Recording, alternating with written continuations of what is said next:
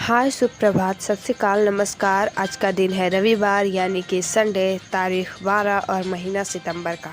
तो आज हम आ गए सुबह सवेरे उठ के आपके समक्ष ताज़ा खबरों के साथ। कुछ उपदेश, कुछ मनोरंजन और कुछ खबरें गर्मा गर्म परोसेंगे हम।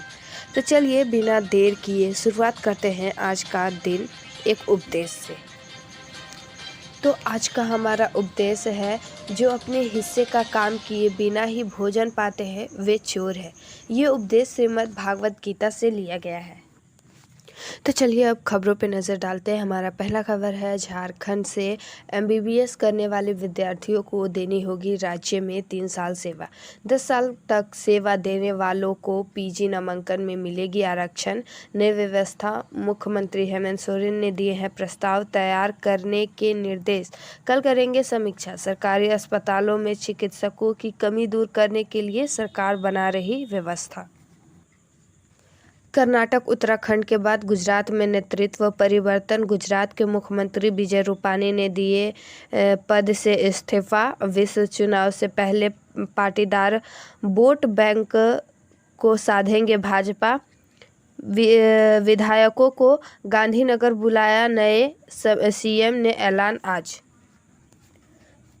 त्योहारी सीजन में खाद्य तेल की कीमतों में मिलेगी राहत। सरकार ने घटाया आयात शुल्क, 3 रुपये प्रति लीटर तक की कमी संभव। कच्चे पाम ऑयल के आयात शुल्क को 10% घटाकर 2.5% किया गया। 10 से 11% बढ़ सकते हैं सीएनजी पीएनजी के दाम। दिल्ली और मुंबई जैसे शहरों में सीएनजी और पीएनजी के दाम अक्टूबर में 10 से 11% तक बढ़ सकते हैं। अब बात करते हैं खेलों से। रोनाल्डो के आते ही शीर्ष पर पहुंचा मैनचेस्टर यूनाइटेड। रोनाल्डो के 2 गोल से ईपीएल के मुकाबले में मैनचेस्टर यूनाइटेड ने न्यूकैसल को 4-1 से दी शिकस्त। 200वीं बार रोनाल्डो ने अपने करियर के दौरान एक मैच में 2 गोल दागे और इसके साथ ही ईपीएल में 36 साल 218 दिन की उम्र में 2 गोल दागने वाले दूसरे उम्रदराज खिलाड़ी बने। इसके पहले बर्नले के लिए 48 साल 182 दिन की उम्र में ग्राहम अलेक्जेंडर ने गोल दागा था। भारत इंग्लैंड टेस्ट सीरीज का फैसला अब अगले साल होगा। भारतीय टीम 2022 में इंग्लैंड दौरे पर एक टेस्ट भी खेलेगी।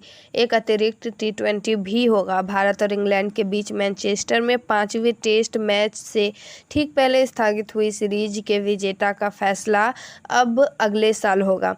भारतीय टीम को अगले साल 2022 में 3 T20 और 3 वनडे मैचों की सीरीज के लिए इंग्लैंड का दौरा करना है और अब यह तय हुआ है कि इस दौरे पर भारतीय टीम एक अतिरिक्त टेस्ट मैच भी खेलेगी, जो मौजूदा सीरीज का ही हिस्सा होगा और सीरीज के परिणाम का फैसला करेगा। इतना ही नहीं, इस दौरे पर भारतीय टीम एक अतिरिक्त T20 मैच भी खेल सकती है। एशियाई ओलंपिक परिषद के कार्यकारी अध्यक्ष बने रणधीर। भारत के अनुभवी खेल प्रशासक रणधीर सिंह को एशियाई ओलंपिक परिषद का कार्यकारी अध्यक्ष नियुक्त किया गया है, क्योंकि शेख अहमद अल फहद अल सबाह को जेनेवा की अदालत में जालसाजी करने का दोषी पाए जाने के बाद पद से हटना पड़ा। न्याय व्यवस्था में बढ़ी महिलाओं की भागीदारी। राष्ट्रपति रामनाथ कोविंद ने प्रयागराज में बनाए जाने वाले राष्ट्रीय विधि विश्वविद्यालय की रखी आधारशिला। हाईकोर्ट परिसर में बनेगी मल्टी लेवल पार्किंग। सभी को समय से न्याय मिले, न्याय व्यवस्था कम खर्चीली हो, सामान्य आदमी की समझ में आने वाली भाषा में निर्णय देने की व्यवस्था हो।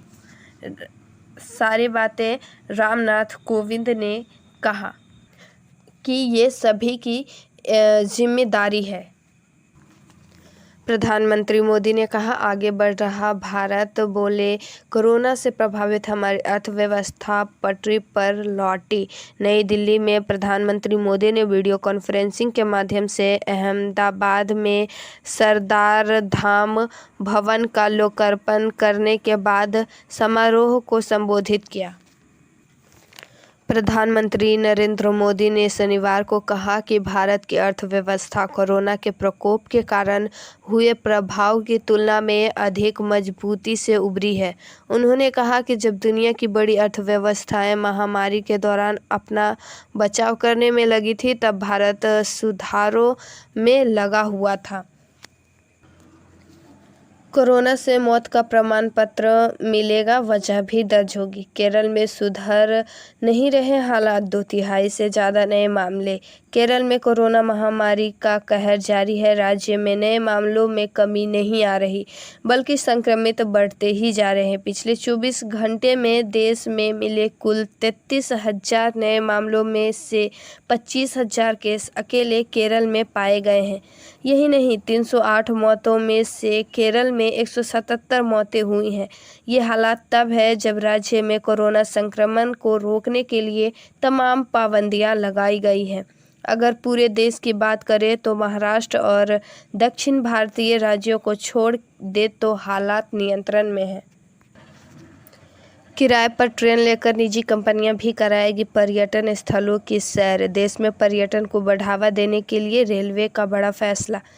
रेल मंत्रालय ने कार्यकारी निर्देश स्तर की समिति का किया गठन। इस कदम से पर्यटन गतिविधियों में पेशेवर का उठाया जा सकेगा लाभ। दिल्ली में बारिश ने तोड़ा रिकॉर्ड, एयरपोर्ट में भर गया पानी। नई दिल्ली में भारी बारिश की वजह से इंदिरा गांधी इंटरनेशनल एयरपोर्ट के टर्मिनल 3 पर पानी भर गया। इसका असर विमानों के संचालन पर पड़ा। बारिश का पानी टैक्सी स्टैंड के साथ ही आगमन द्वार तक भी फैल गया। नाटो जैसा नहीं है क्वाड को लेकर चिंतित चीन को भारत व ऑस्ट्रेलिया की खरी खरी। नाटो इतिहास की बात, क्वाड भविष्य है। 24 सितंबर को अमेरिका में होना है क्वाड के प्रमुख की बैठक। क्वाड से समावेशी दुनिया बनाने की कोशिश। नई दिल्ली में शनिवार को 2+2 वार्ता के मौके पर ऑस्ट्रेलियाई रक्षा मंत्री पीटर डटन और विदेश मंत्री मैरिस पायने, भारतीय रक्षा मंत्री राजनाथ सिंह तथा विदेश मंत्री एस जयशंकर एकत्र हुए। अफगानिस्तान पर एकजुट हो विश्व समुदाय। भारत और ऑस्ट्रेलिया की पहली 2+2 वार्ता के केंद्र में रहे अफगानिस्तान के हालात। ऑस्ट्रेलिया ने कहा, अफगानिस्तान नहीं बने आतंकी की शरणार्थी। दोनों देशों के बीच रक्षा संबंधों को व्यापक बनाने पर भी बनी सहमति। अफगानिस्तान में नहीं होगा तालिबान सरकार का शपथ ग्रहण समारोह। अमेरिका ने दिखाया अफगान शरणार्थियों के रहने का ठिकाना। अफगान सहयोगियों के रहन सहन पर चिंता जताए जाने के बाद पहली बार अमेरिका ने शरणार्थियों के कैंपों को दिखाया है। यह कैंप टेक्सास स्थित फोर्ट विक्स में बनाया गया है। यहाँ लगभग 10,000 शरणार्थी रह रहे हैं।